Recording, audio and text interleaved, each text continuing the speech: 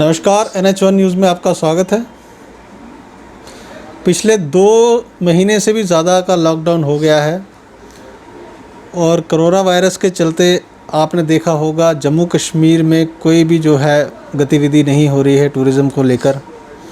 और जो taxi unions वाले हैं वो किस तरीके से इस समय को निकाल रहे हैं, किस तरीके से उनको जो इस साल जो टूरिज़्म का जो सीज़न होता है उसमें इफ़ेक्ट हुआ है, कितना अभी तक इन लोगों को जो है इस पे नुकसान हुआ है। आज उसी पे हम चर्चा करने के लिए हमारे साथ यहाँ पर जम्मू प्रोविंस के चेयरमैन हैं इंद्रजीत शर्मा, ये टूरिस्ट इनसे बात करेंगे। सर, आप बताइए, जिस प्रकार से इस बार सीज़न आप देख रहे होंगे कि कोरोना वायरस के चलते बिल्कुल ज़ीरो काम है, तो कैसे आप देखते हैं, कितनी टैक्सीज़ आपके साथ जुड़ी हैं, कितना एरिया है आपके पास और इस बार अभी तक का कितना नुकसान हुआ है?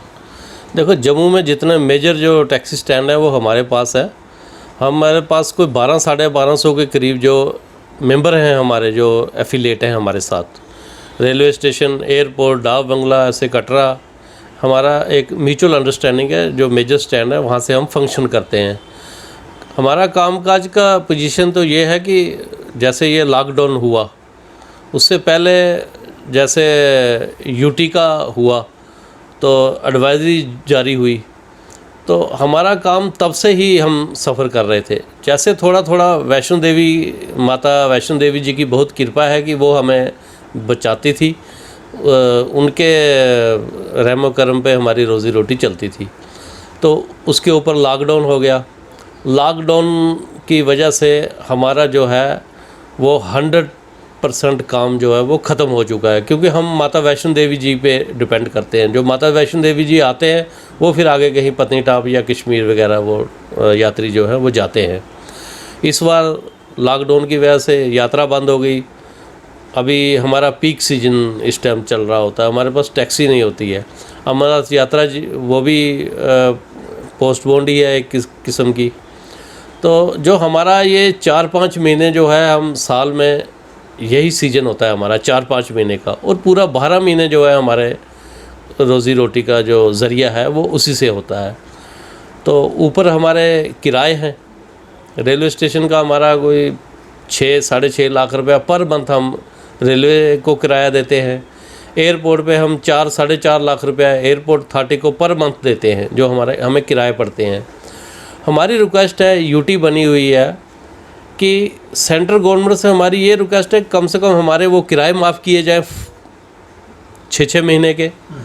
और हमारा लाखों रुपए का पर मेंबर जो है वो नुकसान हो चुका है। मिडिल क्लास फैमिली है हमारी, इंश्योरेंस नहीं दे सकते, बैंक की किस्त नहीं दे सकते, प्राइवेट बैंक जो है वो काट रहे हैं। सरकार कुछ कह रही है, ग्राउंड लेवल पर जो प्राइवेट बैंक है वो अपना इंस्टॉलमेंट काट रहे हैं। तो हम ये कहेंगे कि बहुत बुरी स्थिति पे हैं हम इस टाइम। तो हमें सरकार की ओर, ख़ास करके सेंट्रल गवर्नमेंट की ओर बड़ी आशा है कि वो कम से कम पर मेंबर हमें 50-60 हज़ार रुपया अगर हमें कंपनसेशन मिले, क्योंकि हमारा तो लाखों रुपए का नुकसान हो चुका है। तो इससे हम थोड़ा बहुत उबर सकेंगे। और हमारे ये रेलवे स्टेशन के, एयरपोर्ट के ये जो किराए हैं ये माफ़ होने चाहिए, जिससे हम थोड़े से, नहीं तो मैं कहूँगा कि इस कदार पे पहुँच चुके हैं हमारे लोग कि कहीं सुसाइड की नौबत भी ना आ जाए। पीछे रेलवे स्टेशन का एक हमारा ड्राइवर है, वो इतना डिप्रेशन में चला गया। ठीक ठाक बंदा था हमारा, नानक नगर का रहने वाला था, क्वालिस चलाता था। उसने देखा ये लॉकडाउन की वजह से पूरा लॉस हो चुका है। घर में कितना होता है, दिन को कमाते हैं, रात को जाके खाते हैं, और वो उसी टेंशन में अटैक आया, उसकी डेथ हो गई। तो मैं यही कहूँगा सरकार से कि ट्रांसपोर्टर जो है, सारा जितना भी ट्रांसपोर्टर है वो ख़त्म हो चुका है, लेकिन जो टैक्सी वाला है जो टूरिस्ट पे ही डिपेंड करता है। तो मैं रिक्वेस्ट करूँगा यहाँ के आपके चैनल के माध्यम से, जो हमारे LG साहब है, बेसिकली जो ब्यूरोक्रेट्स हैं उनके आगे पीछे वो बात ठीक ढंग से उनके पास पहुंचाते नहीं हैं। वो एक बड़े काम करने वाले आदमी हैं, यहाँ पे आए थे एक बार, तो वो एक एक्शन मैन है। मोदी जी ने उनको यहाँ भेजा हुआ है। तो मैं उनसे रिक्वेस्ट करूंगा कि वो हमारा फौरी तौर पे सेंट्रल गवर्नमेंट से रिक्वेस्ट करके या अपने फ़ंड से, अभी जो पैकेज आया बहुत बड़ा पैकेज आया, लेकिन वो हवा से ही ऊपर से ही गया, उसमें ट्रांसपोर्टर का कहीं जिक्र नहीं है, हमारे लिए कहीं कुछ भी नहीं है।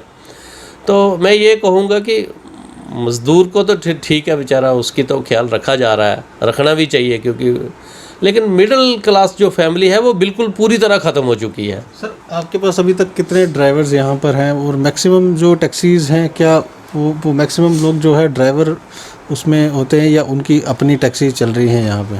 क्योंकि अगर ड्राइवर है तो फिर वो बहुत ही गरीब तबके से होगा, उसकी किस तरीके से मदद हो रही है? देखिए जी, हमारा यहाँ पे 75% जो हैं वो ड्राइवर हैं, 25% जो हैं वो सेल्फ ड्राइवर जिसको बोलें, मालिक प्लस ड्राइवर। लेकिन मालिक को किस्त भी देनी है, वो भी करना है, ड्राइवर को तो खाली पे है, और गाड़ी चलेगी तो उसको ट्रिप मिलेगी। ड्राइवर की तो बहुत ही भयानक स्थिति में है इस टाइम। अब मैं पूरा खुल के क्या बोलूं कि मेरे को डर है कि कहीं हमारे लोग सुसाइड की ओर ना चले जाएं। तो मेरी आपके चैनल से माध्यम से ये रिक्वेस्ट है अपने लोगों से भी कि हमें घबराना नहीं है, हमें पालन करना है। तो जितना हो सकेगा हम भी थोड़ा बहुत करेंगे, लेकिन हमारा जो फंड है वो सब कुछ हम पर मंथ लेते हैं, 1000-2000 रुपया, 1500 रुपया पर मंथ हम पर मेंबर से लेते हैं। वो हम कुछ किराया जमा कराते हैं, कुछ ये पे देते हैं, कुछ टेलीफोनों के बिल देते हैं। हम इतना फ़ंड अपने पास, हमारे पास होता ही नहीं है, क्योंकि हमारा आगे ही ये मिडिल क्लास तबका है हमारा, तो हम बड़ी भयानक स्थिति में हैं इस टाइम। तो सर इस प्रकार से बताया जैसे कि अभी आने वाले दिनों में अमरनाथ यात्रा इस बार उन्होंने 14 दिन की कर दी है। जम्मू में आपने देखा होगा, जम्मू में टैक्सियों का अभी चालन नहीं है कि लोग टैक्सी यूज़ करके जाएं। तो क्या देखते हैं आने वाले दिनों में, अगर इसी तरीके से सिलसिला जारी रहा कोरोना वायरस को लेके, अगर परमिशंस तो आपको वैसे मिली है, 2 बंदों को आप लेके जा सकते हैं, मगर ग्राउंड पे क्या रियलिटी है? देखिए, वो परमिशन है या नहीं है, ब्यूरोक्रेट्स कुछ कहते हैं, नीचे लेवल पे लागू कुछ होता है। हमारी गाड़ियाँ कुछ परमिशन लेके, कुछ फ़ोन आए ऑफिसर लोगों के कि जी गाड़ी चाहिए, कोई रिक्वेस्ट की उन्होंने, हमने बंदे तैयार किए, भेजे, जैसे कश्मीर भेजा हमने, आपने आने जाने की परमिशन दी। पहले तो आप परमिशन देते 4-5 दिन तो लगाते हो, ऑन स्पॉट तो किसी को परमिशन देते नहीं हो।